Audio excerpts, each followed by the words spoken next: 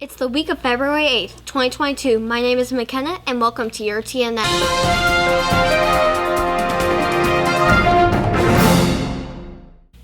After undergoing an interior renovation in 2015, the Buckeye Valley Museum is having an exterior facelift and will reopen this summer. Fencing is surrounding the building located at 116 East MC 85 at the southeast corner of Town Park.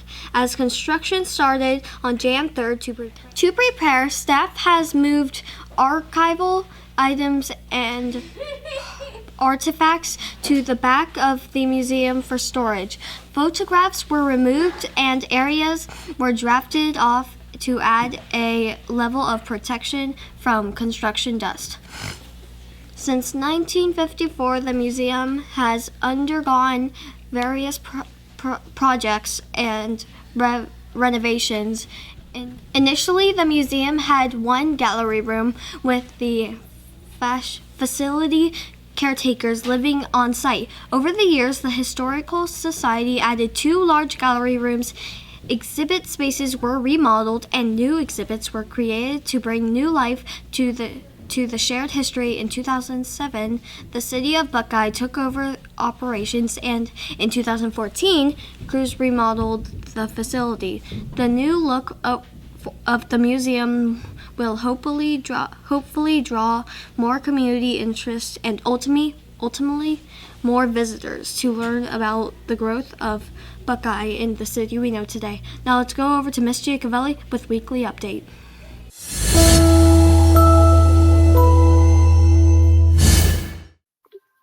Good morning, Tartesso. Today is Tuesday, February 8th, and we have a lot going on, per usual. We have TNN today with Mr. Wisser, coding with Mr. Wisser for 5th grade, and also all of our after-school clubs that we started a few weeks ago in January. In addition, we do have our food truck from 5 to 8 p.m. in the parking lots. Valentine grams will be sold all week in the cafeteria by Amber with cake pops. And on Wednesday, February 5th, we do have an early release day at 11:15. So parents, please make sure you're picking up your children on time. Teachers, we will start our meeting at 11:35 regarding field trips, and then mandatory state testing and grade level data meetings following that. There's also a governing board meeting at 6 p.m. at the district office, and this will be the first meeting that is held on Wednesday, and we will proceed with Wednesdays for the remainder of the year. Thursday, February 10th, contracts will be distributed to all staff members and due the following day for the $250 signing bonus. We will have a staff meeting after school on Thursday at 3:15 for our book study. Please make sure you are reading chapters 3 and 4. In addition, on Friday, we will have a leadership meeting after school at 3:15 for our leadership team, and counseling club with Mrs. Williams on Friday in the library at 3 p.m. Please continue with the Pledge of Allegiance, and let's make it a great day. Thank you, Miss Giacovelli. Now let's go over to Miss Williams with Counseling Corner.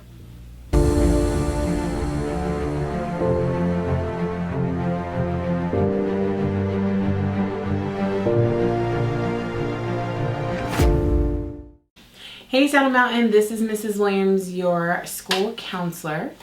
I am bringing a message today to you to talk about our theme this month, which is being grateful. So I am grateful to be a part of the Saddle Mountain School District. I am grateful to be here as your counselor. I am so grateful for all of my students and their great smiles, and I am so grateful for the staff.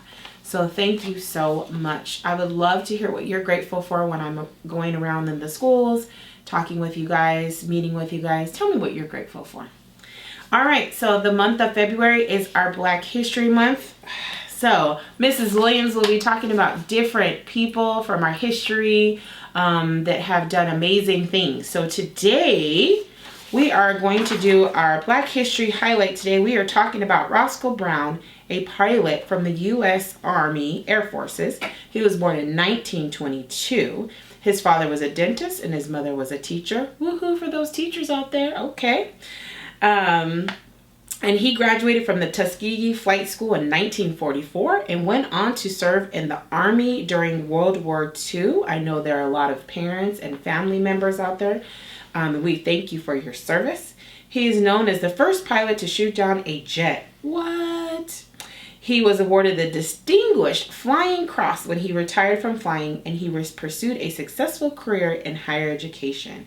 Probably because his mom was a teacher. I'm just saying, you know, Miss Williams used to be a teacher, but we'll keep going. All right, you guys.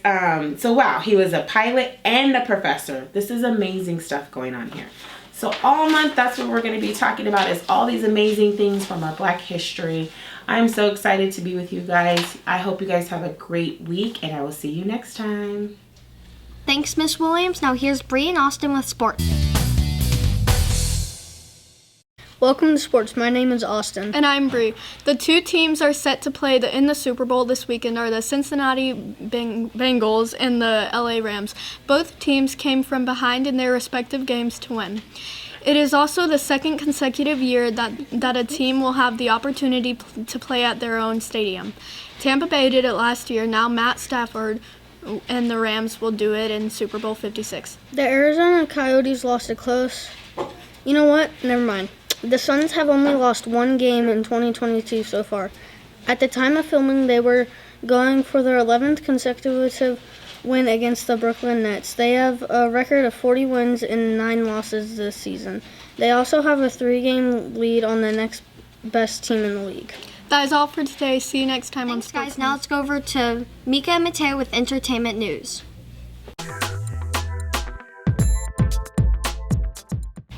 Welcome back to Entertainment News. I'm Mika. And I'm Mateo. February is a busy month around Arizona.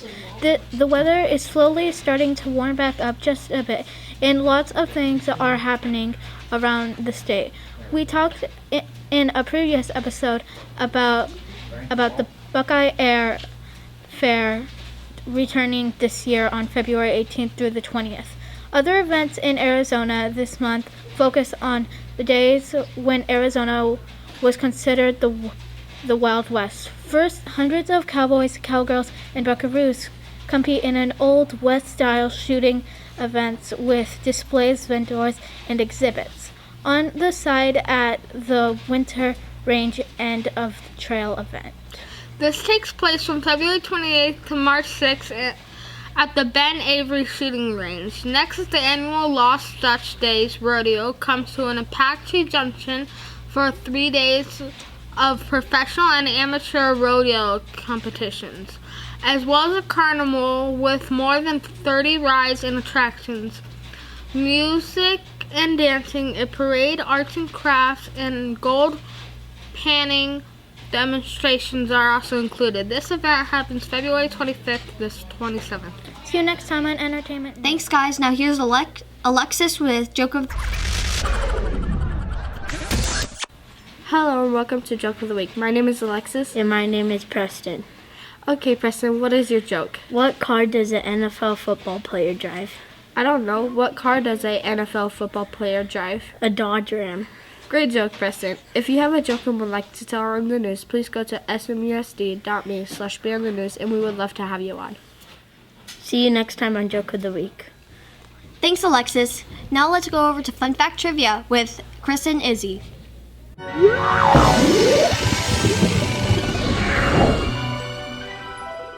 Welcome to Fun Fact Trivia. My name is Christopher. And I'm Izzy. Did you know that today, February 8th, is the National Kite Flying Day? This day encourages exploring, kite flying, and making. Enthusiasts across the country mark the day by launching their kites or making plans to attend festivals. Kites are believed to have originated in ancient China, but evidences also shows the people of the South Sea Islands were using kites for fishing around the same time as the people of China. Your question today is, how far back does the earliest records of kite flying date back to? Is it A, 1800 years, B, 2,600 years. or C, 3,300 years? You have 10 seconds to make your decision.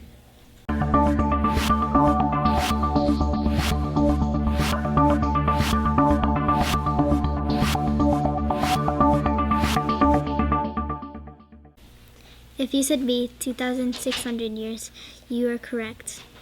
The earliest records of kite being used in China date back to about 470 BC.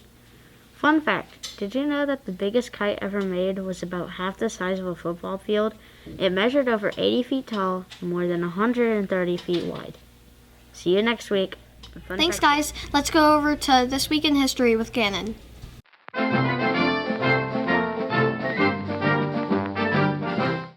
Hello and welcome to This Week in History. I'm Gannon. On February 8th, 1986, Spud Webb, who at 5'7" was one of the shortest players in history of professional basketball, wins the NBA Slam Dunk Contest, beating his Atlanta Hawks teammate and 1985 dunk champ, the Dominique Wilkins.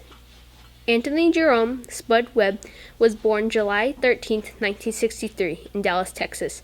Throughout his life, Webb had proved himself as a basketball player due to his relatively small stature. Despite a strong college career, his size initially kept him from making the NBA, and after graduation, he played in the U.S. Basketball League. In 1985, he had a successful tryout with the Atlanta Hawks and joined the team. Webb, the shortest player to ever participate in the slam dunk competition to that time, went up against men who were in some cases a foot taller. In the end, size didn't matter. Webb dazzled the crowd with his soaring dunks and bested teammate Dominique Wilkins, who had won the 1985 contest by beating Michael Jordan. See you next week on This Week in History. Thanks, Gannon. Let's go over to Science Time with Kendall. Welcome to Science Time. My name is Kendall. While this might not be exactly like Jurassic Park, it is not fair. It's not far off. A scientist who plans to bring the woolly mammoth, or at least its gens, back from extinction, has revealed details about creating an Arctic elephant. Mammoths mostly died out around 10,000 years ago as sea levels rose. The remaining population got stranded on Wrangel Island and eventually disappeared 4,000 years ago. While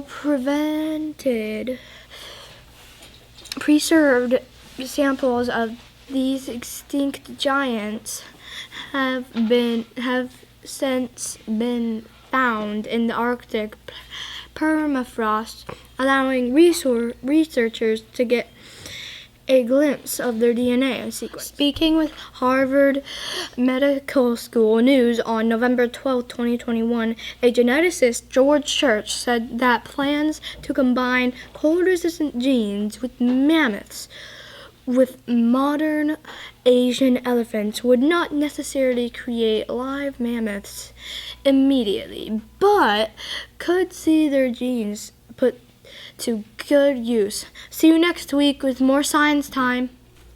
Thanks, Kendall. Let's go over to Word of the Week with Alexis.